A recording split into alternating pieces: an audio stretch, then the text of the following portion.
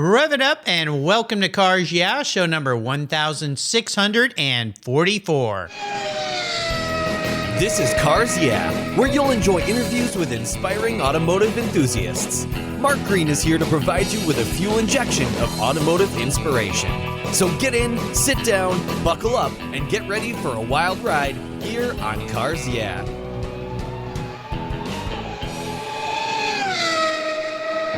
Hello, inspiring automotive enthusiasts, and welcome to Cars Yeah. I'm revved up and very excited to share with you today a very funny guy who's calling in from Atkinson, Joe Yannetty. Hey, Joe, welcome to Cars Yeah. Are you buckled up and ready for a fun ride? Oh, man, the last time someone said that to me, I married a psychopath, and it cost me a fortune. Oh, well, you know what? I promise this will not cost you as much, and it'll be a lot more fun. So, although psychopaths can sometimes be fun, but... Oh, I'm not saying it wasn't fun. Okay. There we go. Well, that could be part of the story. Might not have been worth how much I paid. Yeah. The exit clause is always very expensive. Well, I want to start by asking you this, Joe. You've already shared one. What's one funny or useful little thing that most people maybe don't know about you? Fun or useful thing? Yeah. That people don't know. See, this is the thing. I'm a stand-up comedian, so you bear it all. Yeah, and I do. And there are very few things that people don't know about me. But I guess one thing that actually probably a really good thing that most people don't know about me is I'm about as close to being a Buddhist as I can get. Really? Yeah, this is fascinating. Yeah, my father went down that path later in life, and I know why he did it. Why Buddhism? What is it that intrigues you so much about it? It's all inclusive. And it's not a religion. It's just a philosophy. And the basic part of it that I love is that if you do anything to hurt anything, you hurt yourself. That's a marvelous way to go through life. Yeah. I wish I could do it. Well, that's part of practicing anything, whether it's religion, medicine, or racing or whatever. It's practicing. So you have to keep, it's seat time for you, Joe. You just have to keep practicing being kind and not hurting anything, right? Yeah. I try. I succeed in a lot of places I didn't think I could, and fail in a lot of places I thought would be easy. Mm-hmm. Well, life's interesting, isn't it? It throws us a lot of curves. Well, I love that. My father really got into that, and he explained a lot of the ideas behind it, and I agree with pretty much everything he told me. I think it was a fantastic way to live your life, and being kind to others as you would have them be to you. That's the simple golden rule that we all learned back in the old days in church, I guess, is what I learned. Yeah. So kind of simple. And there's a couple of my favorite Buddhist, like a joke about a Buddhist who goes to a hot dog stand and says, "Make me one with everything." And then he pays, and the guy doesn't give him his change back, and he says, "Where's my change?" And the guy says, "Well, change must come from within." Ooh, bada boom, bada bing. I'm gonna have to remember that one. Yeah, I lost my father about 3.5 years ago, sadly, but he has some good friends. Man. Well, that sucks. I appreciate that. He was a great guy, and I've got some of his friends that I've still stayed in contact with, and I'll have to share that with them because they have followed the Buddhist way. So, oh, really? Yeah, I think that's pretty cool. Well, let me give you a proper introduction. We're going to dive into some questions here on Cars Yeah. Enthusiast Joe Yannetty is an award-winning writer, comedian, motivational speaker, and a cancer survivor.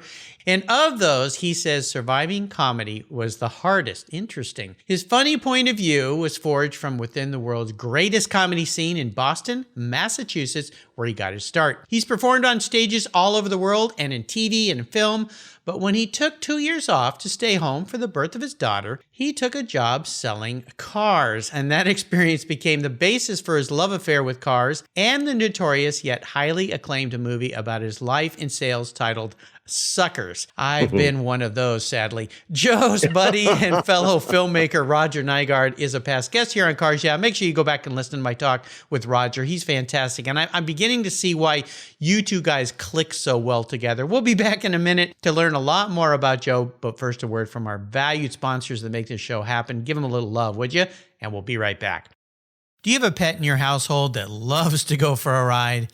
Our pets are part of our families, but they can be very hard on your vehicle's interior. Well, Covercraft has you covered. They offer a wide variety of solutions to protect your vehicle's interiors from Fido's rough treatment. Canine cargo area covers are padded for comfort and provide door-to-door protection. Pet pads have built-in features to keep cargo areas and seats protected. Covercraft solutions cover cargo areas, bucket or bench seats, and protect from damaging claws, pet fur, hair, mud, moisture, and that occasional drool from permanently damaging your vehicle's delicate surfaces. Choose from a variety of styles and colors that cover almost every vehicle made. Is your dog getting a little old? Covercraft even has a pet ramp so your trusted companion can get himself into and out of your vehicle. Here's something special to you from me at Cars Yeah. If you go to covercraft.com and use the code YEAH120, YEAH120, you get 10% off your Covercraft order. Go to covercraft.com today and use the code YEAH120 and you'll get this special 10% off. Tell Fido it's from me. That's covercraft.com.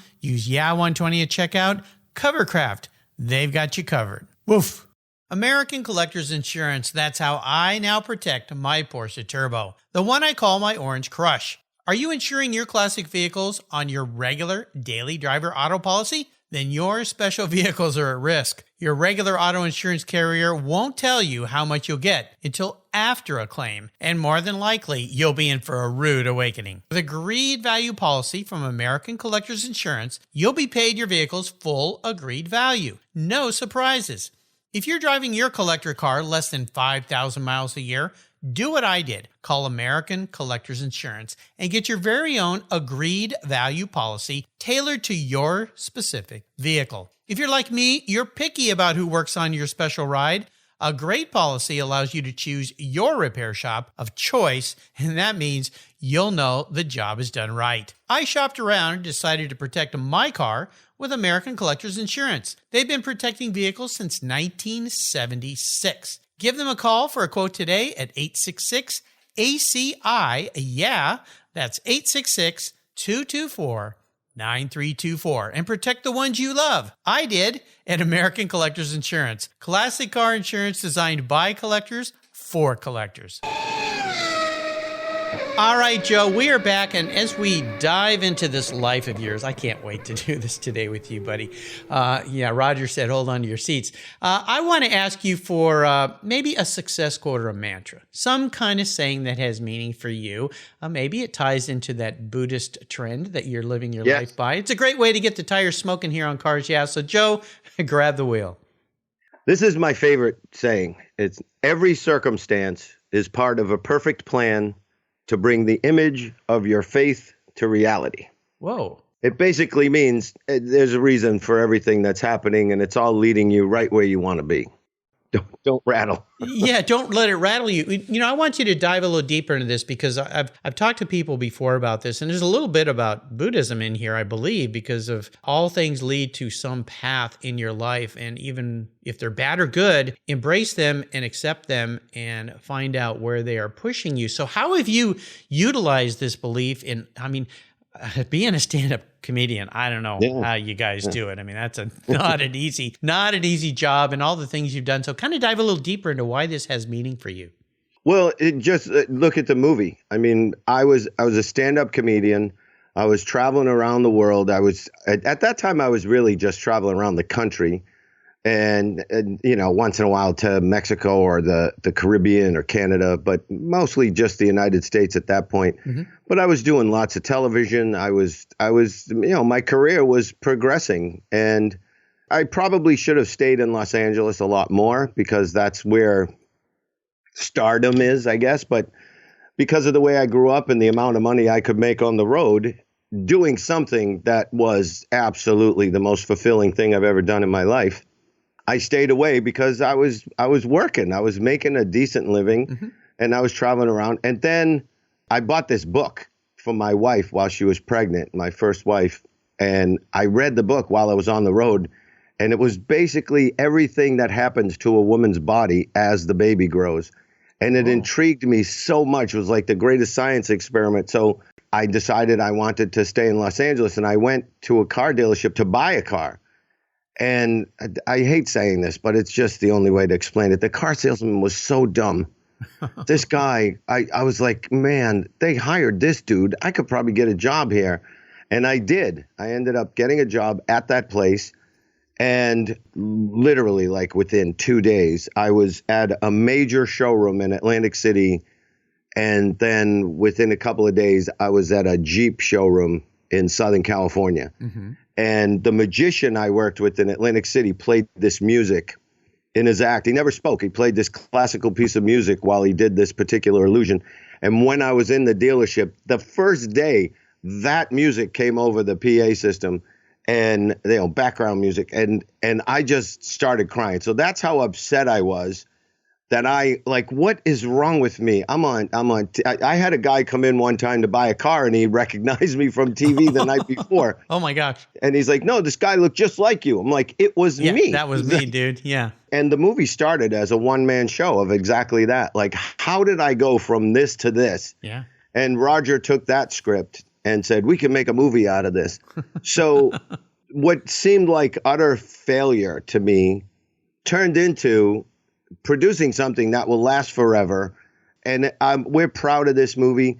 And like, if I let that get to me selling cars, thinking I was a failure and my life was over, my career in show business was over, I would have never gotten to this point. And even filming, I'm sorry to be so serious, but it was just a really profound, like, I'll give you an example. I was selling Jeep and Chrysler, and we were across the street from a Ford and a Nissan dealership. And when we got the movie, we rented a Ford dealership that Ford had just moved out of. Across the street was a Chrysler dealership and a Nissan dealership. When I was shooting my scenes in the film, I was wearing exactly the clothes I was wearing when I was selling cars.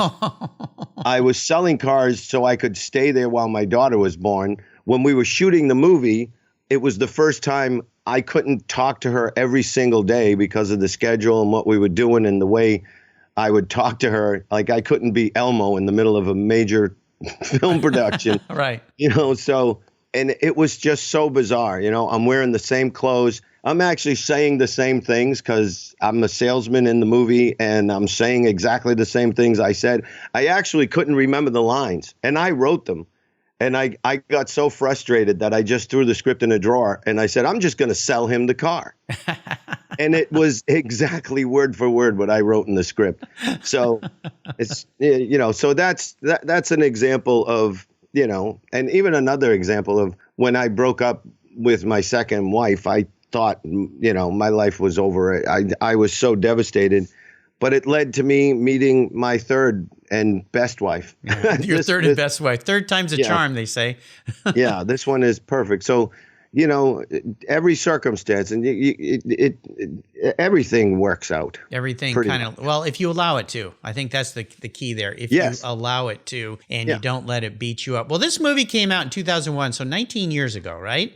Yeah. And you guys have remade this thing. And I don't know how you timed this, but one of the stars, Lori Loughlin, yeah, boy, did you guys dial that one in. Yeah. Of course, tragedy, what's going on in her life right now. And I don't want to make that sound, you know, she did what she did, if she did what she did, whatever, but it happened. Yeah. But the fact that she was in this film and now she's being highlighted with all these court problems, I don't know how timing is everything, as they say. Yes, but we get a little bit of interest from that. But what's fun about this movie to me is all of us who've bought a car, almost all of us, and I've been a sucker. I've fallen prey to everything that's happened here. Luckily, I've gotten a little smarter, and people who buy cars today are a lot smarter. They're more educated. But let's dive into this a little bit more and tell my listeners a lot more about Suckers, the movie. It's hilarious. You know, I'm not just thinking about this, and it's weird that this is actually the first time I've thought about it in this way. I'm not so sure that the suckers is referring to the customers, you know, because you can look at it and the salesmen are kind of suckers, the way they fall into Reggie's way of life and they agree with everything he does. And it, you know, there's so much about, you know, even in these times that people are just willing to believe that a certain thing is the better way to live your life when it's a bit of darkness. So, you know, a customer, it's hard to say that the customer is such a sucker when, you're dealing with professionals. Now, these guys, well, I'll tell you, one of my friends, this guy I worked with as a salesman, he was teaching me how to sell cars, and he gave me all this literature, and there was all this psychological stuff. It was like getting a degree in psychology saying, if you do this, a human being 9 times out of 10 will react exactly this way. And I didn't believe it. I was like, no way. This is all a bunch of crap. There's someone trying to make money off of people, and he's getting them to believe this. And I remember the first time I tried it on a customer, I said, okay, well, what if we did this? And he went, well, if you do this, you got a deal right now. And I actually, I don't know if you mind vulgarity on your podcast here. Well, we do have to remain family friendly here, so you can work around that. I'm sure you're a comedian. Well, I mean, as soon as this guy, he named a number and said, I'll do it for this much. And I hadn't even gotten through the whole thing it said to do. Right. And I jumped up and actually yelled, holy crap! like I couldn't believe it worked. Yeah. It was so shocking.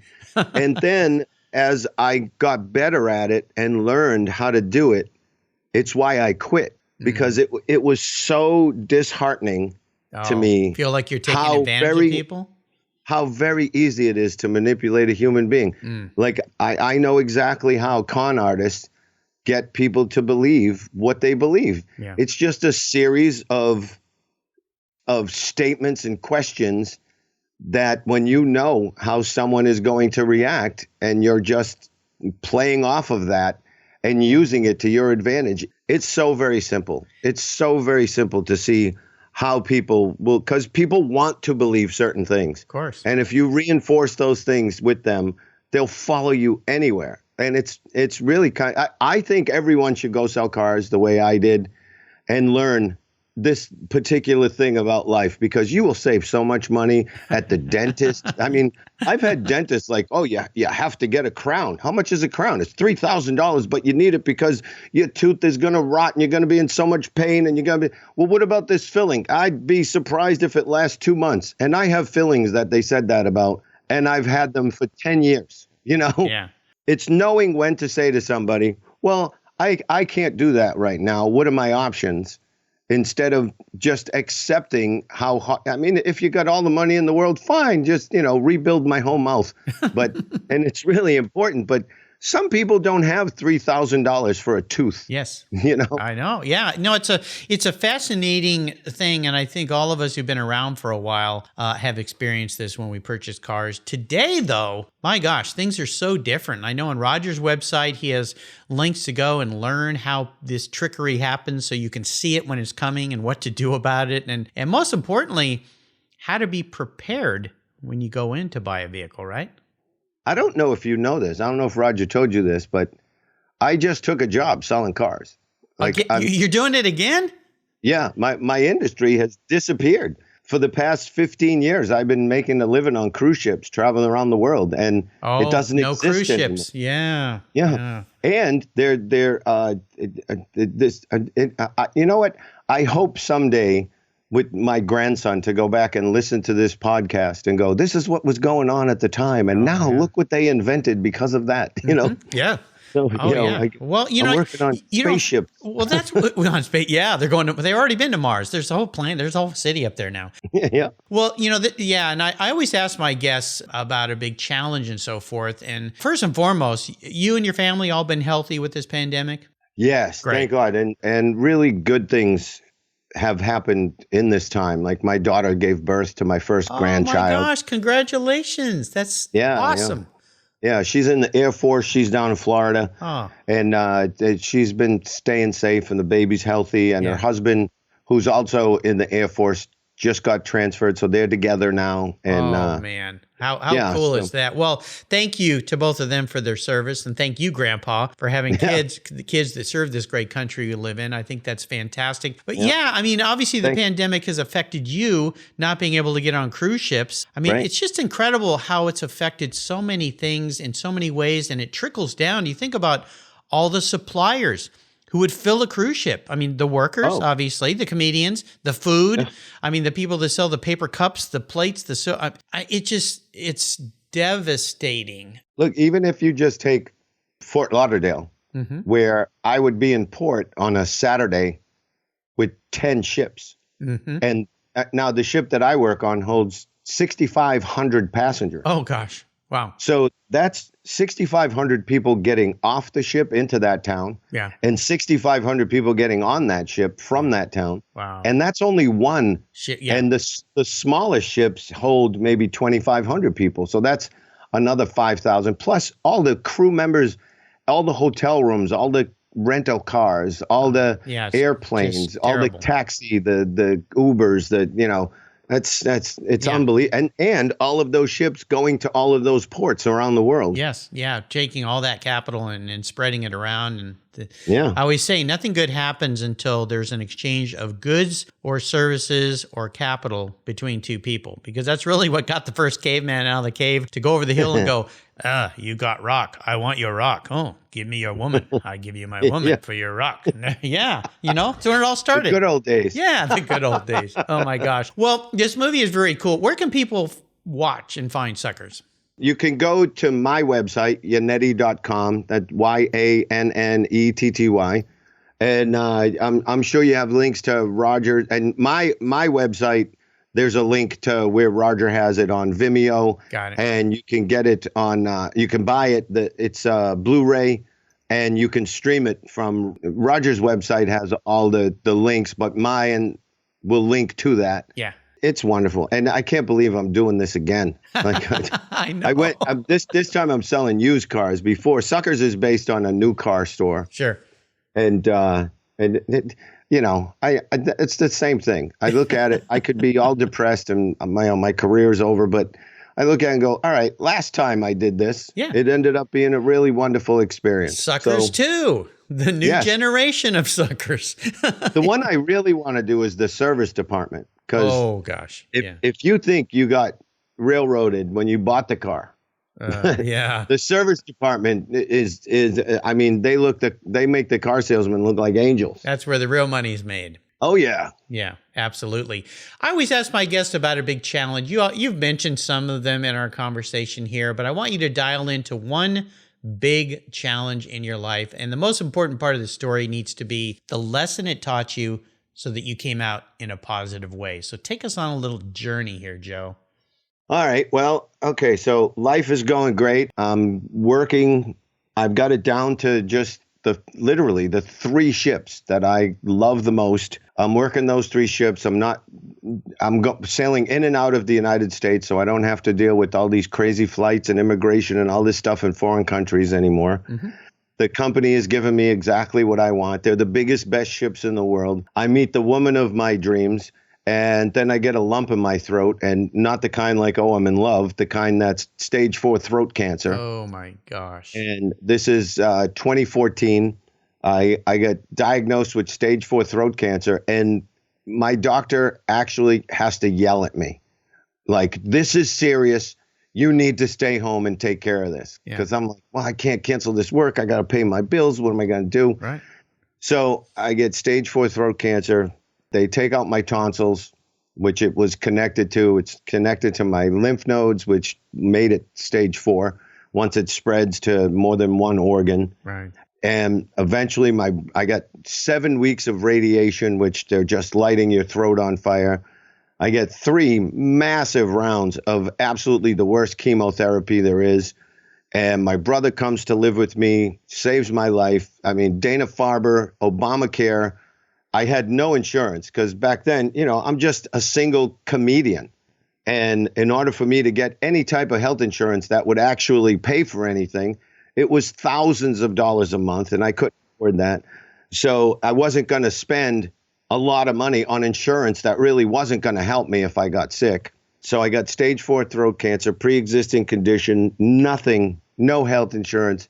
I go online 20 minutes, and Obamacare pays for arguably the best cancer care in the world with Dana-Farber. Wow. And they bring me back to health. And it sounds like this is the bad part of the story, but through going through this, I meet and encountered the most wonderful people I've ever met in my life. The people who are going through treatments, who just keep a constant, marvelous outlook on life.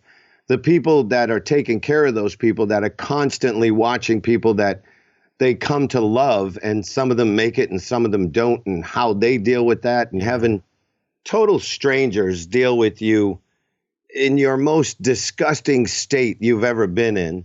You know, what I went through, I didn't eat for months. I had a feeding tube. And then I come out of it, and we do this big show in Boston every year called Comics Come Home with Dennis Leary and you know, whoever the big comedians are at that in that year. Mm-hmm. And they asked me to do this. It's the first year it's big enough to do it at the Boston Garden. So my buddy Dennis Leary sends me an email saying, we'd love to have you Comic Come Home, because it's a fundraiser for cancer. So I go from, what am I going to do? I have no work, to all of my friends doing fundraisers for me. And, wow. And like, so many people came to my rescue. And then I get diagnosed in February, and in November, I'm on stage in front of 16,000 people. Holy cow. Making them laugh about it, you know? Oh, so, jeez. Well, it just goes a little bit back to what you talked about, Joe. Everything has a path and leads some way. That was just a very difficult path to get onto that stage, no doubt. Yeah. For man. sure. I could barely speak. Yeah. Wow. Well, you sound great today. I would have never thought. My son-in-law's mother had very serious throat cancer, and she lost the ability to speak, had to relearn. And yeah, so, well, I appreciate you taking us on a really personal journey there. Oh my gosh, I'm so happy you came out positive on the other side. Nobody wishes that on anybody. I've had many family members have had cancer, have passed from cancer. It's just a terrible thing in our world. But, it's not a death sentence anymore. You can make it through. Well, my mother's a 20-plus year cancer survivor, so nice. There you go. Yeah. And when you survive, you do stupid things. You know, I live in New Hampshire. I went and climbed Mount Washington for 1 year cancer-free. Good for you. And you and your listeners can't see me right now, but if you did, you'd know I was designed to stay at sea level. You know, God looked at me like, you know, you just stayed. Look, there's a nice water slide. Go down the slide. Don't go up anything. And it's the highest peak in New England with the most severe weather on the planet. Wow. You know, up until a few years ago, it was the highest recorded wind ever on Earth. It was like 235 miles an hour. Jeez. Yeah. And I get up there, and I make it all the way to the top. I'm cramping up, and I'm like, I got to make it down. I gotta. Yeah. It doesn't count if you don't go down. If you only hike up, it doesn't count as the hike. And my wife says, yeah, okay, Puffin stuff. We're taking the train down. Puffin stuff. Because there's a cog railway up there. Oh. And it's like $40 to take this little railway car up the mountain and back. Oh, okay. But if you walk up and need to go down, it's like $2,700 to take it down. I'm like, ooh. I'm not giving you that much money. They're like, we're pretty sure you will. Yeah, we're pretty sure you will. Yeah, that's why we priced it. Supply and demand, baby. Well, it's a great story. So happy, obviously, you're still with us here, Joe, and I appreciate you sharing that. Let's take a short break and thank our sponsors again. When we come back, I want to dive into your personal passion for cars. So keep the seatbelt on. We'll be right back.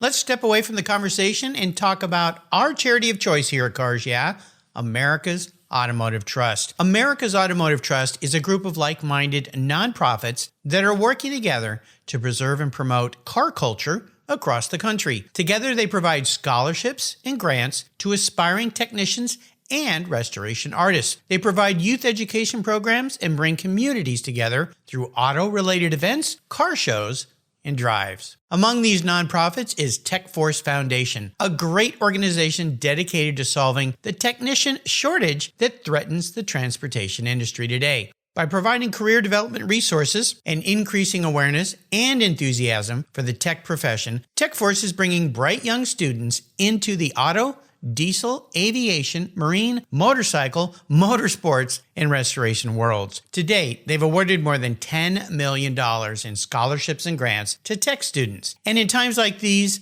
I don't have to tell you how essential those techs are, keeping our delivery and emergency vehicles running and keeping America rolling. To learn more about Techforce or to make a donation to this cause, visit www.techforce.org. You'll be glad you did. So what do you do after running a race team for 27 years with over 100 podiums, multiple Daytona wins, and a win at Le Mans? Racer and the Racers Group team owner Kevin Buckler founded Adobe Road Winery. Located in Petaluma, California, He and his team have created a winning combination with the Racing Series.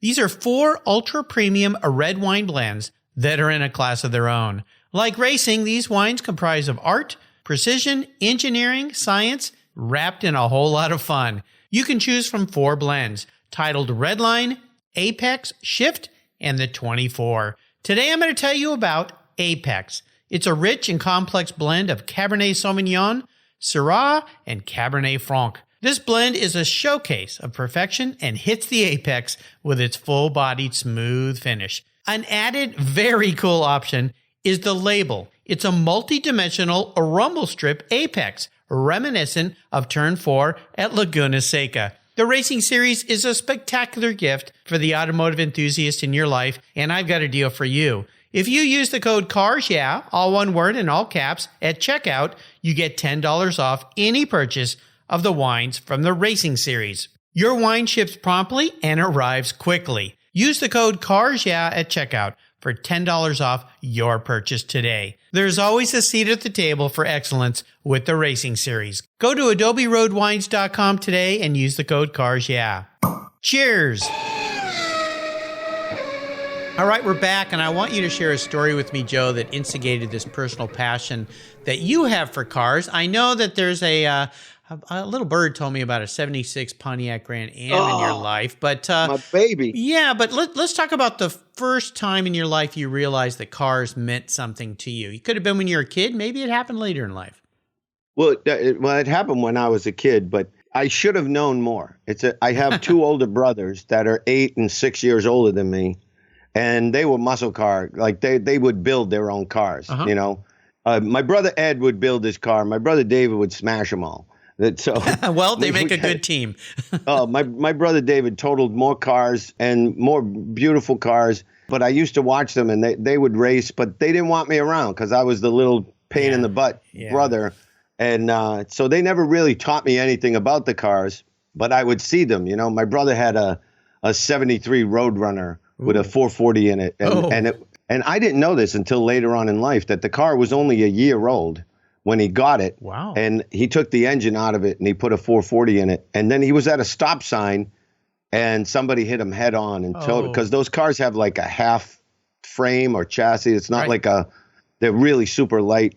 So it just destroyed the car. Oh, God. And then he put that engine into a Challenger. Oh, nice. And a purple Challenger. Plumb crazy. And, yeah. Well, I told you I'm selling cars again. And I just had this, I hate to say older lady because she's probably younger than me, but she was this little tiny lady that saw the car on the line and came in and bought this car, and she traded in a Charger. Ooh, so, wow. But the whole time I'm looking at this Challenger going, man, that just reminds me of when I was, like 14 years old. Yeah. And then when I got old enough, I bought my brother's Ford Maverick from him for $200. Nice. And I think of that car all the time because it probably had 90,000 miles on it when I bought it from him. And the Blaupunk stereo was probably worth 10 times what the car was worth. Yeah. Yeah. But back then, 90,000 miles was like, well, we got to throw this away. Well, yeah, cars have come a long way. I mean, today cars are just bulletproof. It's absolutely incredible. Yeah. Well, I always ask about people's first special car, but like I said, that little bird told me a little bit about a 76 Grand Am. What's with that? No, Grand Prix. Oh, it was a Grand Prix. Oh, yeah, even better. Grand Prix. My brother David totaled the Grand Am, though. Oh, well, of course. He totaled everything. Yeah, the Grand Am was really nice. But you know what? I loved my Grand Prix. I loved that big, long nose. Yeah. And I loved the round lights. And because the next year they went to the square lights in 77. And I just loved this car so much. I think I got a really great deal on it because I went into this used car dealership and the guy wanted $1,800. I think I might have negotiated down a little bit. I was really young. And I thought $1,800. And I went home and got the money and came back. And the guy didn't want to give me the car. He's like, no, there was a mistake. I'm like, no, you made the deal. Right. And he tried to back out of the deal. And I got the car. And then one day, I grew up in the inner city. I had it parked on the corner right by my mom's house where I was living. And I came out and it looked like someone just took a can opener to the side of the car. And I was like, no, my baby. I love this car so much. I can still see this big gash on the driver's side of the car that Ouch. I was like, oh, that one's done. Yeah. And then I've done some stupid stuff with cars. Like I had a Lincoln Town Car that I bought off a friend of my brother's. And this car was so fast, man. And it had dual exhaust and it needed catalytic converters. And the catalytic converters on a Lincoln Town Car are like $1,500 or something. And I was like, okay, I got to get rid of this car. I got to buy something really economical. And I'm trying to drive these little cars and everything is aggravating me. And I'm in this car dealership and I see this Mercedes SUV.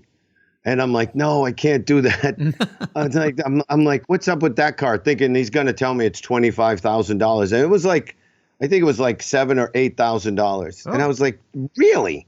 And he's like, that is the only Mercedes that didn't hold its value. And it was the first Highline SUV ever. And it was the one that was in Jurassic Park. Oh, okay. Yeah, I remember those. The second movie, and it was a 98. Okay. And I drove this. I love Mercedes-Benz, and it had all-wheel drive, and I'm up in New Hampshire. And, man, I love this car. I was like, this is the dumbest thing. I'm getting rid of a Lincoln to be economical, and I'm buying a Mercedes. Yeah.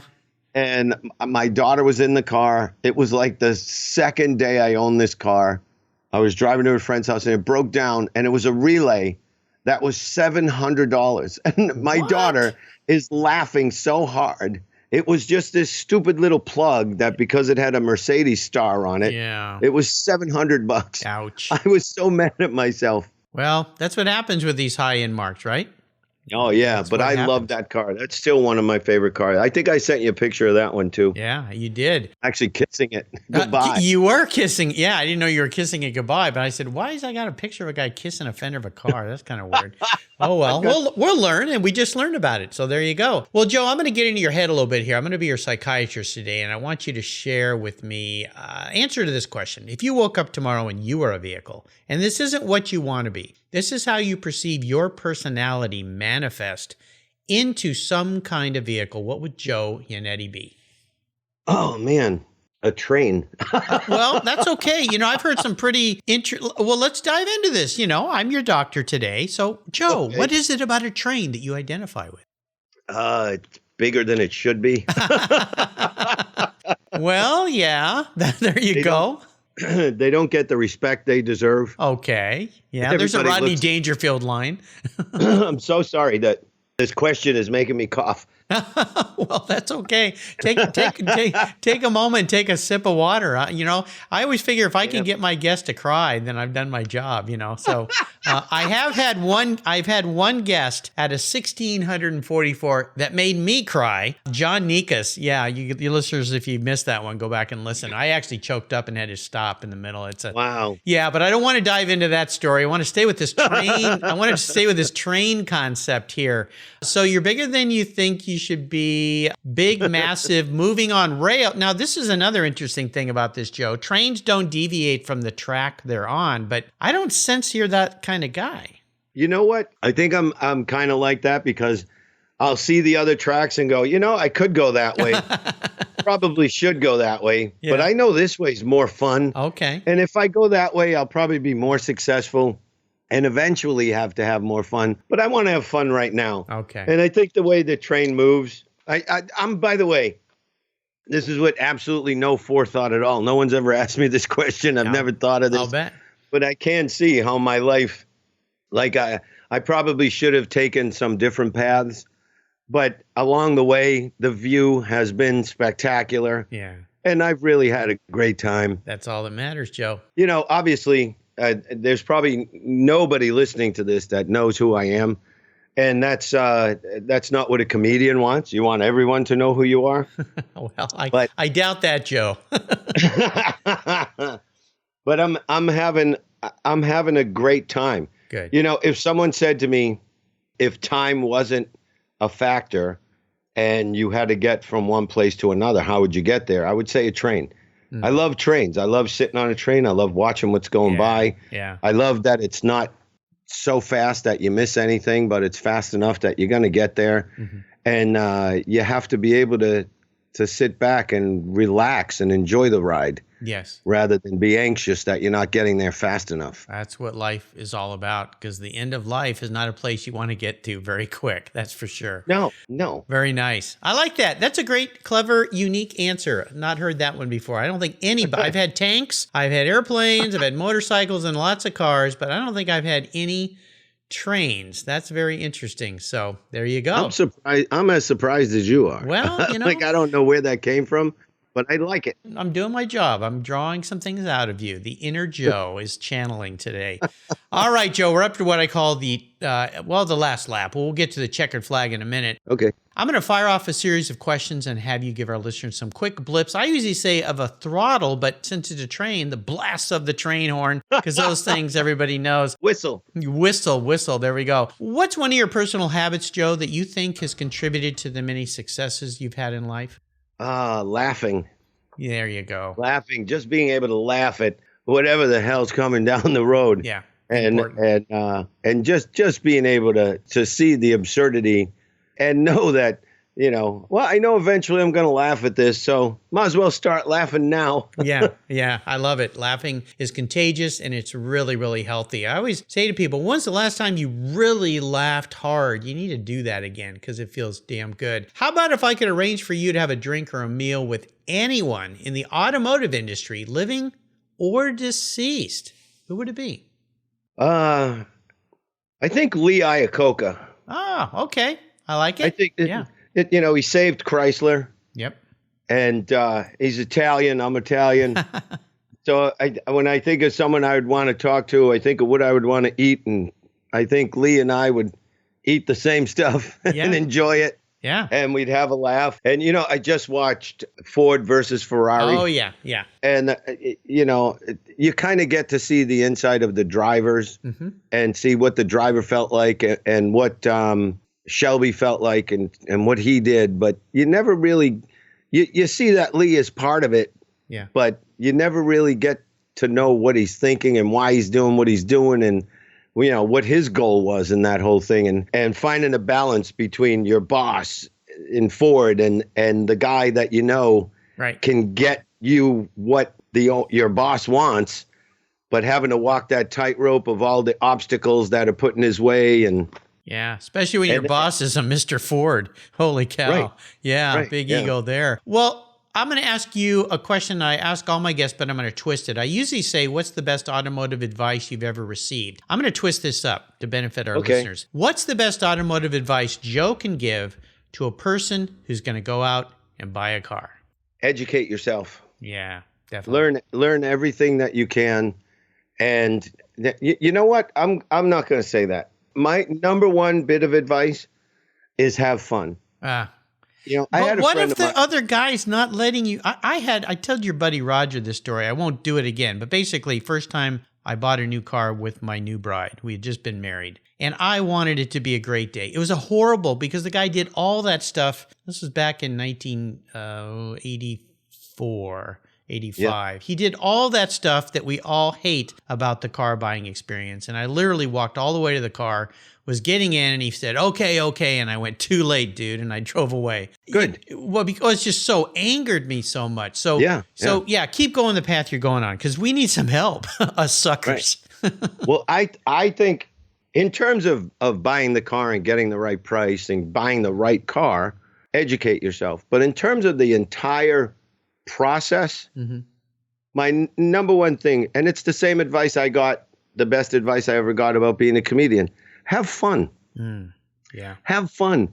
It's like it when you go in to see a comedian, you pay a cover charge and you want your money's worth. Yeah, a car is the second most expensive thing you'll ever buy in your life, aside from a house. Yep. And I had a friend of mine call me up and say, I want to go buy this car, and what should I do?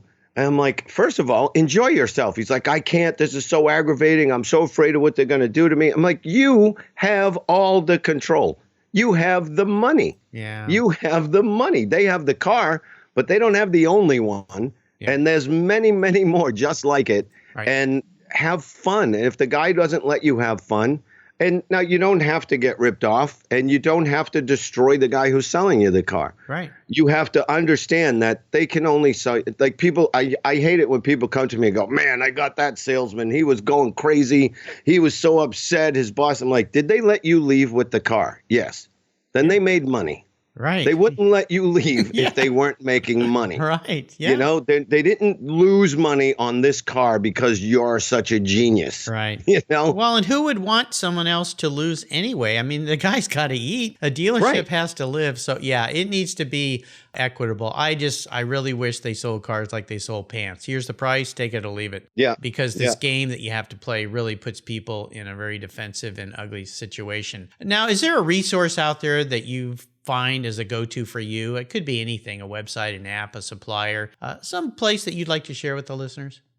Honestly, all of them. I mean, there's no one particular website. You know, obviously there's NADA and Edmunds and all those ones that set prices, and you can have it. You get an idea of what you want to pay or what you should pay.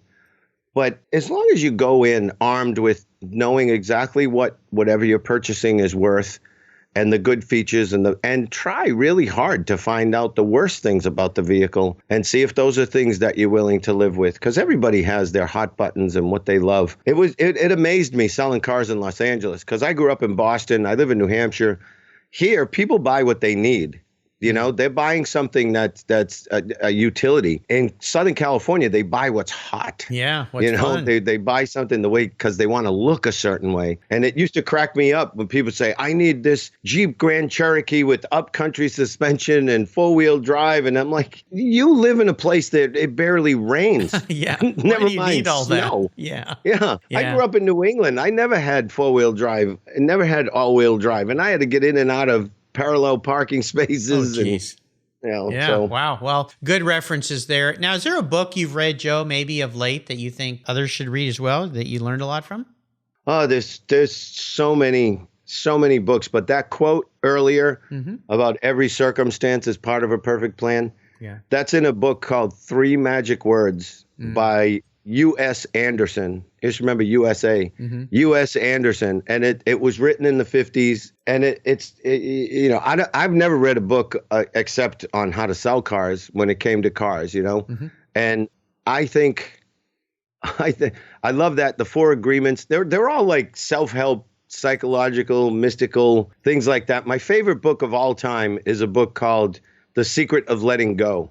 And it's all about letting go of fear, because every uncomfortable feeling you have is rooted in fear. Yep. And even when my daughter was born, way back when I was selling cars, my one wish for my daughter was that she would never be afraid of anything. Nice. Which, it's not possible, but it's something to strive for. Yeah. Very nice. Great recommendations. All right, Joe, we're up to the checkered flag. I'm going to buy you a car today. Okay. Okay? I'm going to buy you any car in the world. I want it, though, to be somewhat of a toy car, a fun car, a weekend car, not a daily driver. Something that when you go out to the garage on a Saturday morning, you go, that I'm taking to the Cars and Coffee, or going to the hills of where you live, whatever it might be. But there's a couple rules to my game since I'm writing the check. You can't sell it to buy a bunch of other toys with. You have to keep it and drive it and use it. Okay. But here's the key. It's the only one cool collector car that you can have. So it needs to tick all the boxes. So what does Joe Yannetty want today? Oh, you know what? I can't remember exactly the model, but it's a Mercedes-Benz. I think it's not an MG. AMG? It's oh my God. It's like just this super fast Mercedes coupe. Is it a newer model or an older model? I don't know if it's something that they still make. I know a buddy of mine had one years ago, and it had this massive engine in it. And I can't remember. I should try and look it up. Yeah, because I don't know what the hell to buy you, buddy. I know. Other than I call your old friend and say, what did you have that Joe wanted? So it's about how old, what would you say? What year was that Mercedes-Benz? I think it's an AMG. Yeah, AMG, Mercedes-Benz, that's their sport division, kind of like BMW's M Sport division, and they make high-performance cars. So Yeah, it's an AMG, and I'm looking here as an AMG GT. I don't know if that's. Oh yeah, but the it was GTR. just, There's a car that'll kick some tail. yeah, it's just this super fast. When I lived in Los Angeles, I had a Mercedes. This was a long time. This is a little story about the Swedish guy had this used car dealership in I think it was either Hermosa or Manhattan Beach in California. And it was a Mercedes diesel. And he said, the beauty of the Mercedes diesel is you get the luxury of the Mercedes with the maintenance bill of a Honda. Nice. And I went back 3 months later and go, you show me a Honda that it cost $165 to change the oil. Yeah. Yeah. Come on. So help me out. I love that car. I love that car. I used to try to get it to bottom out because there's these drainage ditches on the streets in LA, and I couldn't. I mean, the suspension on this car, the brakes were so soft. I just love, if I was very, very wealthy and someone said to me, you can have a collection of cars, I would just want every car that Mercedes-Benz makes. Yeah. They make that one that's like an off-road vehicle, and they make a beautiful SUV. And they got that big giant sedan, the big S-Class sedans. They make some nice stuff. I just. Yeah, and you got to have the little convertible. Well, I'm going to buy you a Mercedes GTR, AMG GTR. That would be the one, I think. So you Google that. Make sure I get you the right color. Just let me know. Do you have a color preference? What color would you like that Mercedes to be? I don't have a huge preference for color, but probably black. Okay. All right. Well, they all look good. I love they all look good in black until you drive them 5 feet, and then they look like they're all dirty. That's when I used to sell it to people. I would say that black it looks the best when it's clean, and the worst when it's not. It's usually not. Well, listen, Joe, you've taken me on a fun ride today. This has been great. Roger was right. You're an awesome guy, and I want to thank you for sharing your journey. What's one little parting piece of wisdom or guidance you might give our listeners about life before you race off into the hills in that Mercedes-Benz AMG GTR? It's all going to work out. There you go. It's all going to work out.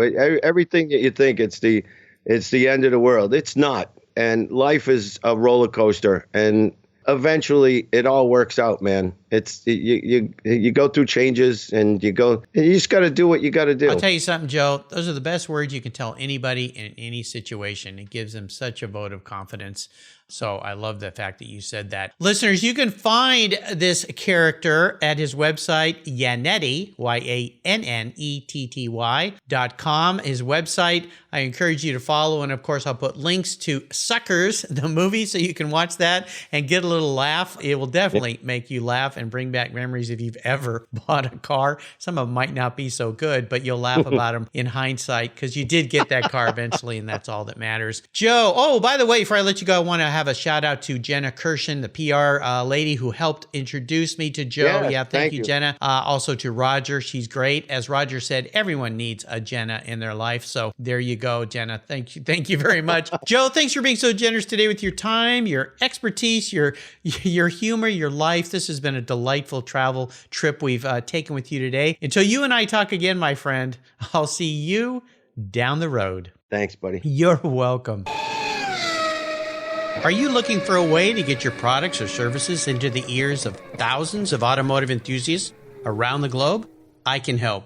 This is Mark Green here at Cars Yeah, and I'd be honored to be an influencer and ambassador for your brand in a unique and personal way. 5 days a week, thousands of subscribers and listeners enjoy the Cars Yeah podcast and website. Contact me today and I'll show you how at mark@carsyeah.com or connect with me through the Cars Yeah website at carsyeah.com. If you're listening to Cars Yeah, you've probably spent some time working on your favorite ride. But how confident are you working on your finances? You may be able to rebuild a fuel injection system, but can you decipher the details of a mutual fund? If you're like me, investments, insurance, annuities, budgeting, and other financial concepts may seem a bit daunting, but what if I told you there's a book that describes these subjects and more in an easy-to-read and a very humorous way? My friend Chris Kimball, CFP, a longtime sponsor and past guest here on Cars Yeah, has written that book, and it's titled The Saga of Ike and Penny, a couple's humorous journey through the confusing world of finance. It's a fun look at things you need to know. Everything from investing to effective ways to get get rid of credit card debt, and it's probably the only book on finance with a VMAX on the front cover and a classic Mini Cooper on the back. The book's available at Amazon for just $10, and this book will dramatically improve the direction of your financial future. I gave copies to each of my children. All securities are through Money Concepts Capital Corp. Christopher Kimball Financial Services is not affiliated with Money Concepts Capital Corp. Get your copy, The Saga of Ike and Penny, today. Thank you so much for joining us on today's ride here at Cars Yeah. Drive on over to carsyeah.com to find show notes and inspiring automotive fun. Download your free copy of Filler Up, a fun book filled with gorgeous photographs of fuel filler fun, including quotes from more inspiring automotive enthusiasts. Download your copy today, and we'll see you next time on Cars Yeah.